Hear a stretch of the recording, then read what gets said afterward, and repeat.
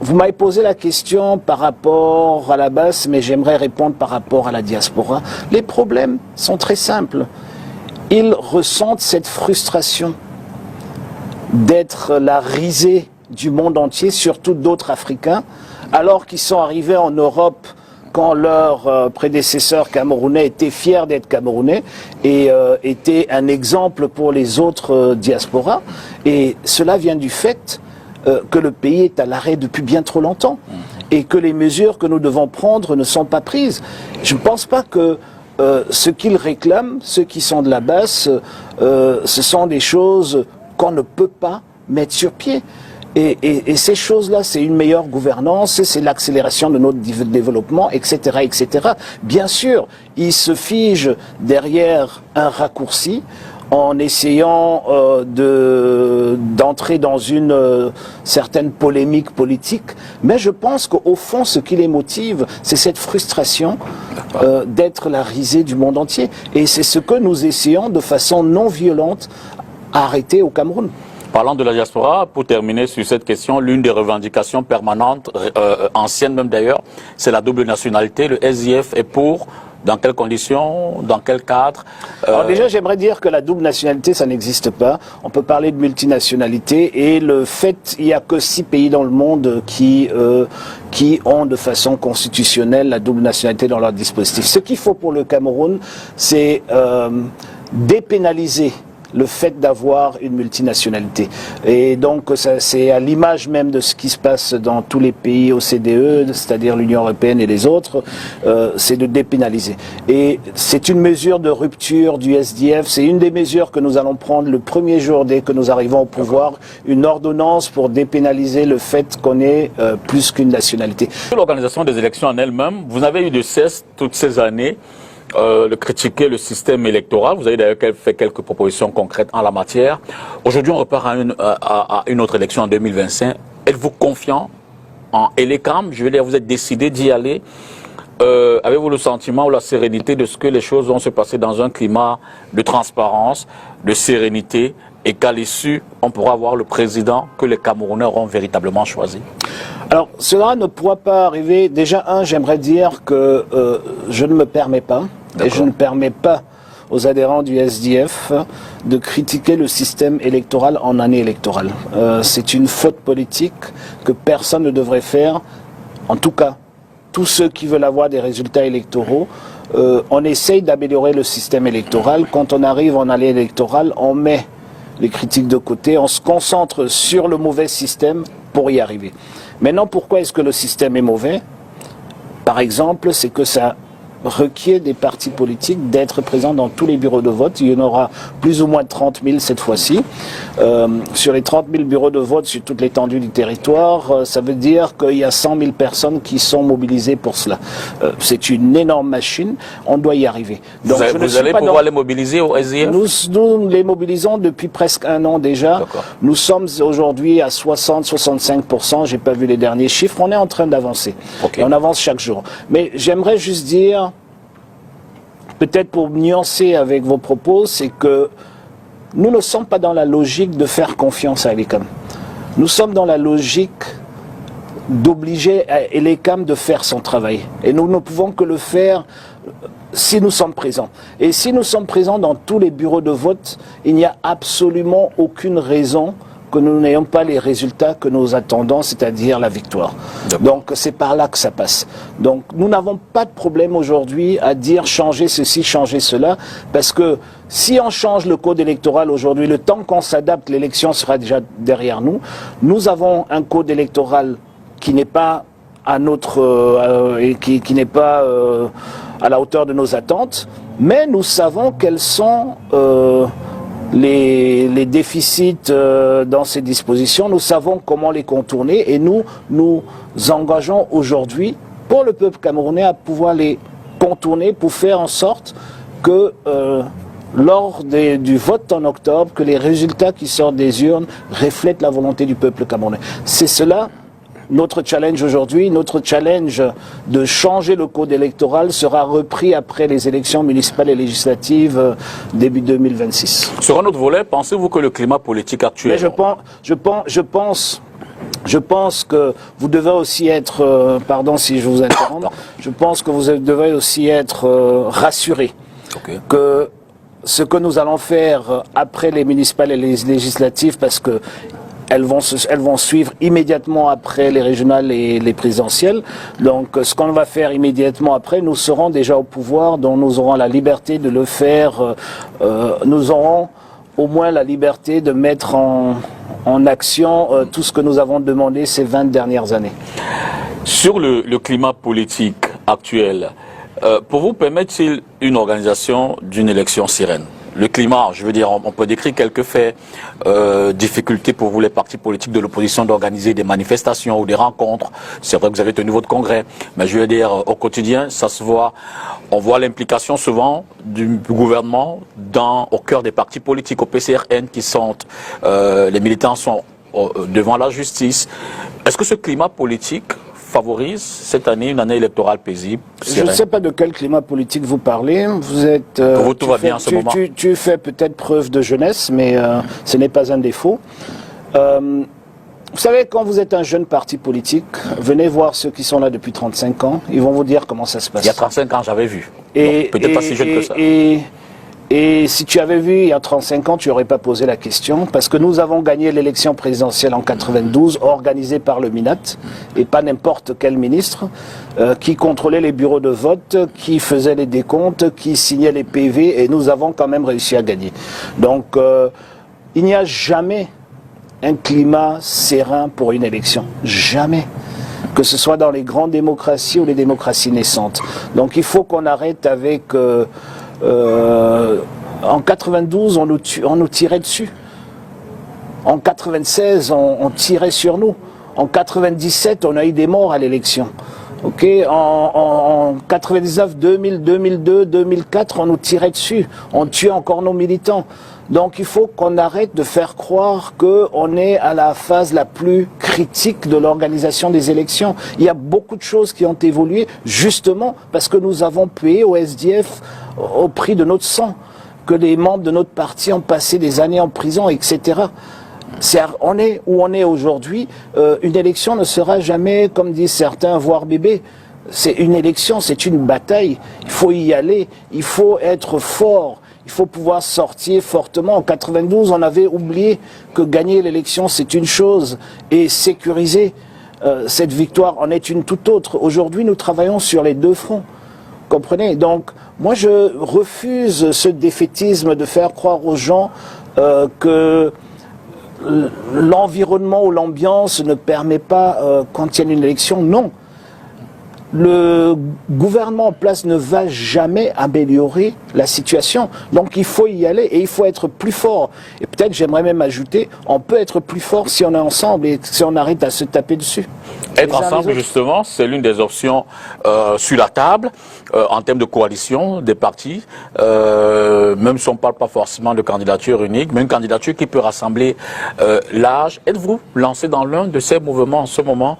Avez-vous envisagé autour de vous de soit accompagner ceux qui ont déjà constitué un certain nombre de partis politiques autour d'eux, ou alors vous mettez-vous en avant d'une coalition éventuelle et réunir d'autres partis politiques? Et plus loin, APC, ATP, de quel côté balancerait votre cœur éventuellement si vous êtes dans ce challenge-là? Écoute, ni vers l'un ni vers l'autre. Moi, je ne suis pas dans la logique d'amuser la galerie. Le SDF est un parti politique sérieux. Parce qu'eux, ils amusent la galerie? Le SDF est un parti politique sérieux. Nous faisons la politique de façon sérieuse et nous savons que l'annonce ne doit pas précéder les actions. Et si les gens pensent qu'en allant à la télévision faire des annonces pompeuses, faire croire aux Camerounais qu'il y a une alliance en place alors que nous savons très bien qu'il n'y a rien, ou alors si d'autres pensent que créer une alliance c'est d'imposer un candidat sur les autres, ils n'ont rien compris à la chose. Mais j'aimerais aller plus loin. Un parti sérieux défend une ligne politique. Nous avons une idéologie. Nous sommes sociodémocrates. Nous sommes de centre-gauche. Et nous n'allons pas faire une coalition avec un parti d'extrême droite. Nous n'allons pas faire une coalition avec un parti d'extrême gauche. Nous sommes nous avons nos positions sont claires. Et si un parti politique épouse ces solutions-là, nous les invitons à aller ensemble. Et puis peut-être nous pouvons désigner un mécanisme pour pouvoir trouver le porte-étendard de cette coalition-là. Mais ça ne se passe pas à l'inverse. Ce n'est pas une question d'homme, dit Pita. C'est une question de projet politique. C'est une question d'idéologie, de vision. Où est-ce qu'on veut amener ce pays? Si vous avez un parti dans l'opposition qui pense que le Cameroun n'est pas assez jacobin, et vous avez un autre qui veut le fédéralisme, comment pouvez-vous vous attendre que ces deux puissent travailler ensemble? Imaginez-vous un gouvernement où la moitié des ministres sont jacobins et l'autre moitié sont fédéralistes. Comment ce gouvernement peut travailler ensemble? C'est impossible. Ça serait une catastrophe pour ce pays. Donc, ce que nous avons fait, et ce qui va de soi, c'est que nous avons réuni des partis de gauche dans un front de gauche. Ce front de gauche existe. Si vers l'élection présidentielle, ce front de gauche veut soutenir un candidat, plutôt que 2 ou 3, vous serez informés. Mais ce front de gauche existe et il est puissant. Et pourquoi est-ce qu'il est puissant? Parce que tous ces partis regardent dans la même direction. Nous avons mis sur pied, avec 11 des 13 centrales syndicales, le CALAMO, le Cameroun Labour Movement, un mouvement puissant qui va dans la même direction parce que nous sommes le parti travailliste au Cameroun. Nous défendons dans notre ADN le droit des travailleurs. Et donc il était tout à fait normal en tant que parti travailliste, parti de centre-gauche, d'être la voix politique des syndicats. C'est ce que nous avons fait. Vous voulez encore quelle coalition?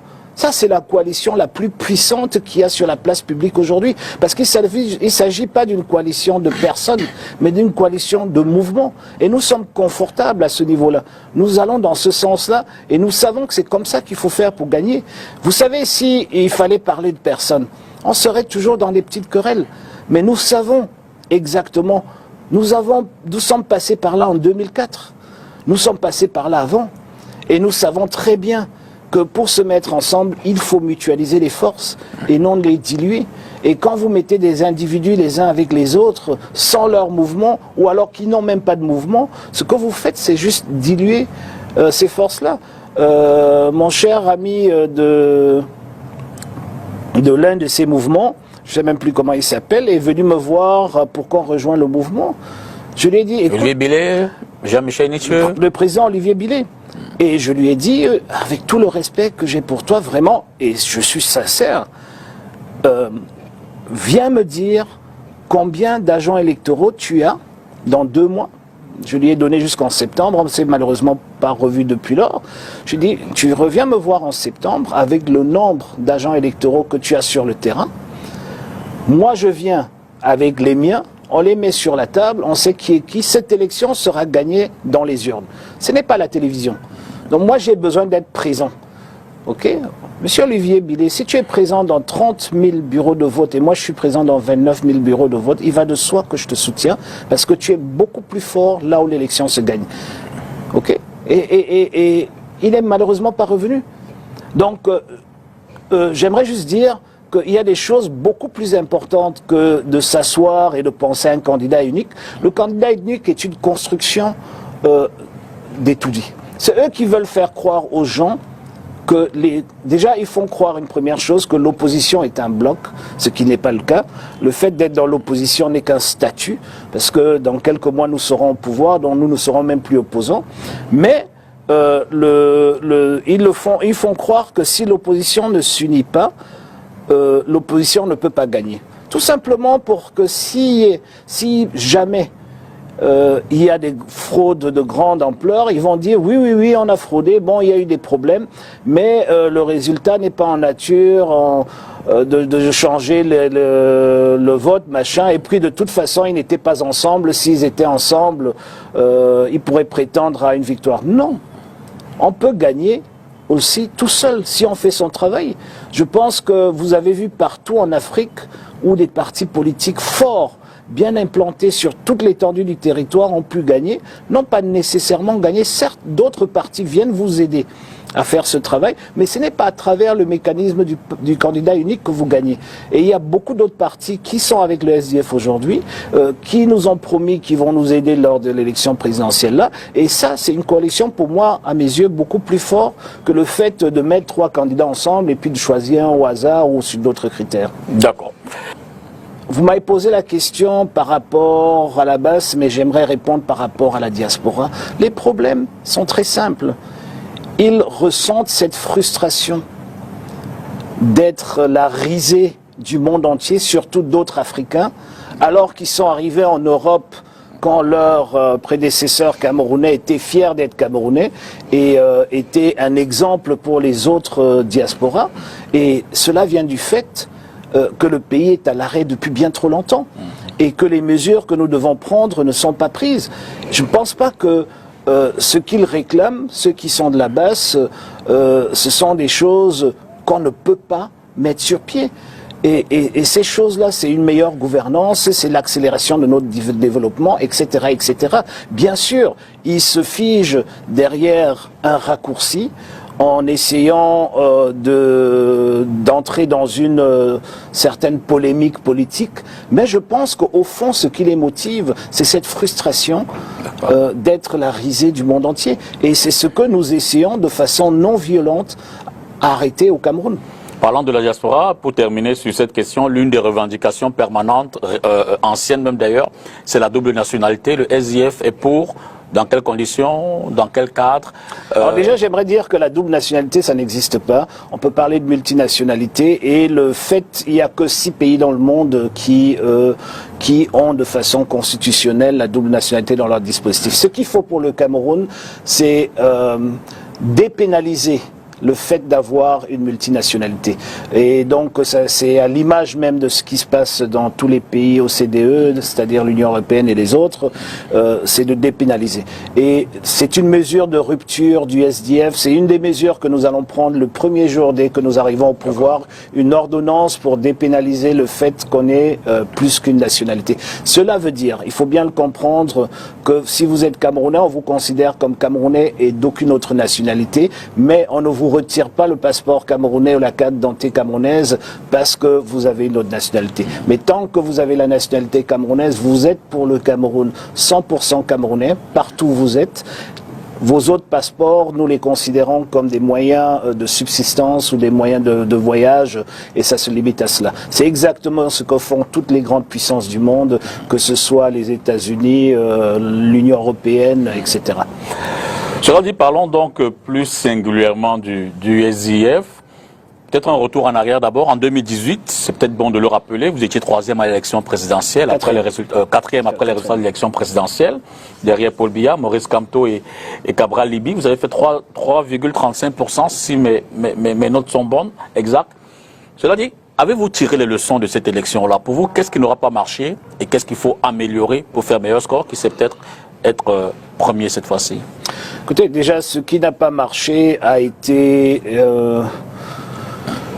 dit par le Conseil constitutionnel du Cameroun, quelques mois plus tard, en 2020, avec l'élection législative ou municipale, où ces élections ont été annulées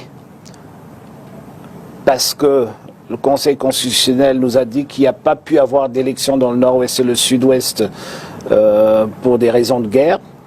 Cette guerre existait déjà en 2018. Malheureusement, les dispositifs de la loi sont tels que, une fois annulés partiellement, on a l'obligation de reprendre les élections, je crois, en 40 jours, si je ne me trompe pas.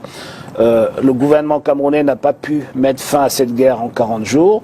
Aujourd'hui, vous allez me dire, cette guerre est toujours active, mais je pense qu'on a eu 6 années pour revoir notre position par rapport à cela.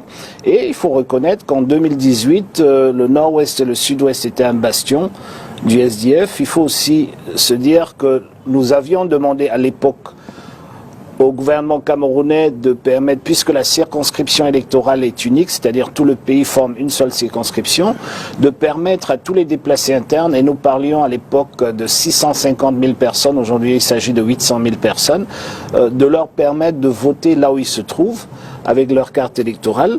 Malheureusement, le gouvernement, même avec la pression de l'ONU et de l'Union africaine, le gouvernement camerounais avait refusé. Et les résultats obtenus dans les urnes, c'est ce que vous avez vu.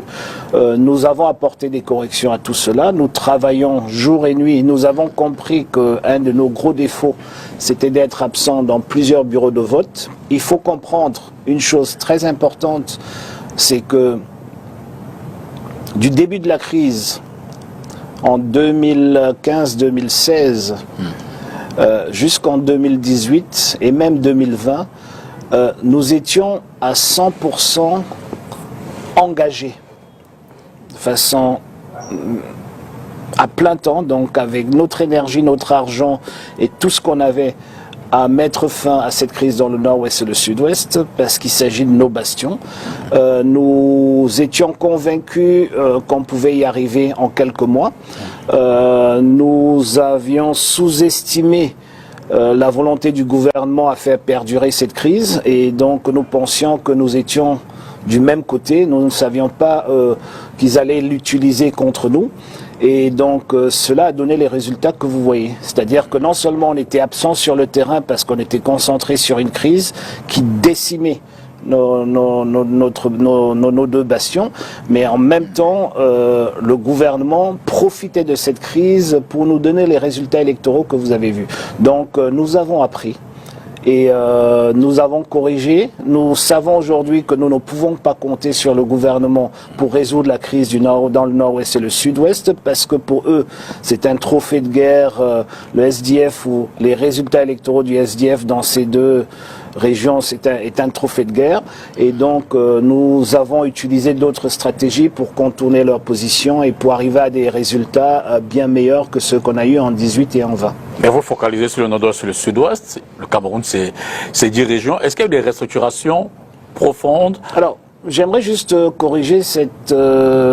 si je l'explique de cette façon, c'est pour comprendre que nos cadres du littoral, de l'ouest, du nord, de l'extrême nord, de l'est et de partout étaient avec nous. Okay. Quand on tient, nous sommes le seul parti politique à avoir tenu un meeting à Bamenda et à Buea pendant la crise. Quand on tient ces meetings, c'est tous ensemble. Nous sommes les seuls qui avons tenu, je crois, 9 réunions du comité exécutif national en pleine crise, dans le nord-ouest surtout. Et lors de ces assises, tout le monde y est, tout le monde est focalisé. Donc, en fait, c'est tout le parti qui était focalisé pour apporter une solution à la crise dans le nord-ouest et le sud-ouest. Donc ça ne veut pas dire que le parti, ça ne veut pas dire que ceux du nord-ouest et du sud-ouest étaient focalisés sur le problème qui était le nord. Nous, au SDF, nous comprenons que cette guerre dans le nord-ouest et le sud-ouest est une guerre nationale, est un problème national qui ne peut que trouver une solution nationale. D'accord. Cela dit, entre-temps également, on a pu voir que votre parti a perdu beaucoup de cadres. Des cadres, mais également un certain nombre de militants, y compris de la base. Avez-vous fait également le check-up de ces départs-là? Aujourd'hui, quelles sont les leçons que vous en tirez? Et est-ce que vous êtes définitivement sorti de cette inflation de départ? Écoutez, déjà, j'aimerais bien vous rassurer. Okay. On a eu quelques cadres qui sont partis. Les militants qui partent, d'autres qui viennent, c'est tous les jours que ça arrive, et nous sommes dans une organisation ouverte comme tous les partis politiques. Vous avez la liberté de partir quand vous voulez, vous avez aussi la liberté d'arriver quand vous voulez. J'aimerais aussi vous rassurer qu'on a eu beaucoup plus de nouveaux militants, beaucoup plus de nouveaux cadres aujourd'hui que de cadres qui sont partis. Et puis il faut bien voir ce qui se passe. Il y a un changement, pas seulement à la direction du parti, mais un changement. Le parti fait sa mue. Changement de cap aussi, changement de stratégie. Et ceux qui étaient ancrés, qu'on appelle le bois dormant, donc ceux qui étaient ancrés en 1990, peut-être pour beaucoup ils ne se retrouvaient plus. Et donc ils devaient aller ailleurs ou tout simplement prendre leur retraite. Pour beaucoup, cette retraite était souhaité depuis bien longtemps, mais il tenait toujours. Donc nous n'avons absolument aucun problème si quelqu'un occupe une place et qui veut laisser sa place pour que une nouvelle énergie vienne l'occuper pour amener le parti encore plus loin. Aujourd'hui, nous avons pu organiser 3 événements majeurs. Nous avons pu accompagner le président national Foni John Frundi à sa dernière demeure. C'était pas une maigre affaire. Nous avons d'ailleurs avant cela pu l'accompagner dans sa maladie. Nous avons pu organiser notre congrès pour renouveler le comité exécutif national. C'était pas une mince affaire, et ça juste après ces obsèques nationaux du président national du parti. Et ensuite, aujourd'hui, nous avons pu organiser un congrès extérieur, le seul parti au Cameroun qui l'a fait, pour choisir son candidat à l'élection présidentielle. Je pense qu'il ne faut pas plus de preuves que ce parti est beaucoup plus dynamique qu'il ne l'était il y a encore quelques mois en arrière. Et nous sommes sur cette trajectoire-là. Donc nous ne regrettons pas le fait que les gens partent. Si quelqu'un veut partir, c'est 200. Ça, vous savez, moi je suis de la forêt et chez nous on dit que quand un grand arbre tombe dans la forêt, ça permet aux jeunes pousses de pousser, de prendre la place, et surtout ça attire beaucoup de gibier parce que ce gibier a besoin des jeunes pousses pour se nourrir. Donc ça, c'est tout un autre écosystème qui est mis en place. Justement, je prends l'image du gibier. Certains des gibiers qui s'est peut-être courir plus vite, que vous ont estimé que la caution de 50 millions mise à l'entrée pour porter les candidatures à la tête du SIF lors du dernier congrès était comme un coup en dessous de la ceinture. Je ne sais pas de qui vous parlez. Je ne suis au courant de personne qui s'est plaint. D'accord. Personne de façon officielle. Si les gens vont maintenant dans les bars raconter leur vie ça, ou sur les réseaux sociaux, ça me laisse à Pour vous, ça pose pas de problème. Il y a une décision démocratique qui a été prise. D'accord. De mettre une caution sur les candidats à la présidentielle. Premièrement, nous ne devrons pas nous trouver dans une situation où les élections présidentielles sont appelées demain et dans 15 jours, on doit déposer une caution de 30 millions et on ne les a pas. Donc, il faut savoir que l'élection à la tête du parti avait requis une caution non remboursable de 7 millions de francs. Personne ne s'est plaint, alors que c'était qu'à la tête du parti. Là, on parle quand même de la nation Cameroun pour devenir président de la République.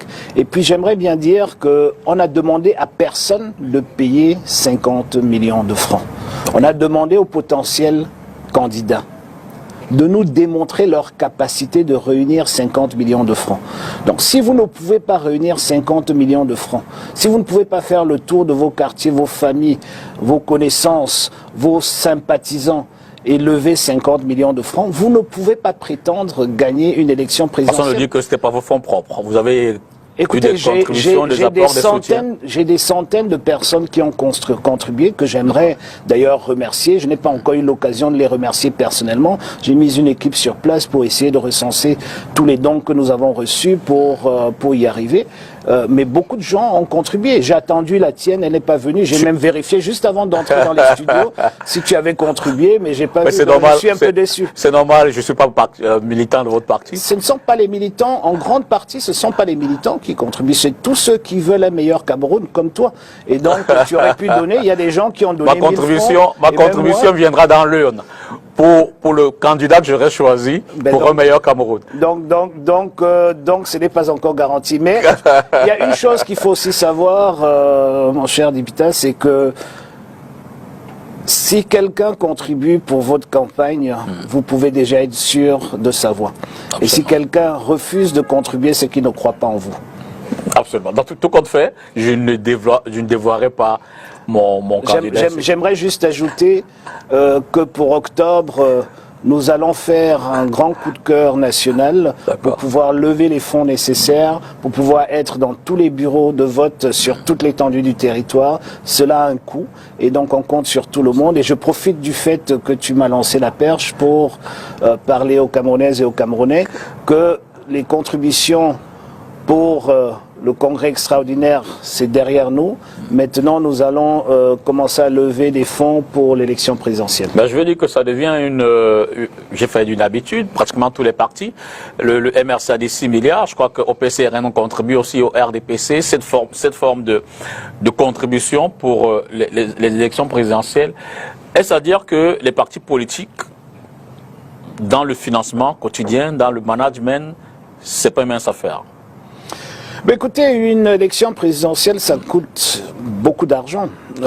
Beaucoup d'argent. Essentiellement, combien si on fait une évaluation? Ça dépend de l'approche que vous avez. Okay. Mais sachez que rien que pour vous mouvoir sur toute l'étendue du territoire, être présent dans tous les bureaux de vote, former ces agents électoraux, toute l'organisation, une équipe de campagne, c'est 300 personnes. Au bas mot, 300 personnes qui doivent nourrir leur famille, qui se battent jour et nuit pour y arriver. Donc, il est important de comprendre que tout ça, ça a un coût. Et ces coûts-là, il faut bien trouver l'argent quelque part pour pouvoir... Nous sommes un parti social-démocrate et nous ne pensons pas que nos financements doivent venir... des forces étrangères ou alors des grandes puissances économiques. Nous pensons que nous sommes beaucoup plus à l'aise avec des contributions de 500 francs, 1000 francs, etc. venant de nos sympathisants, parce que je ne veux pas me limiter aux militants, pour pouvoir nous permettre d'arriver au bout de la course. Voilà.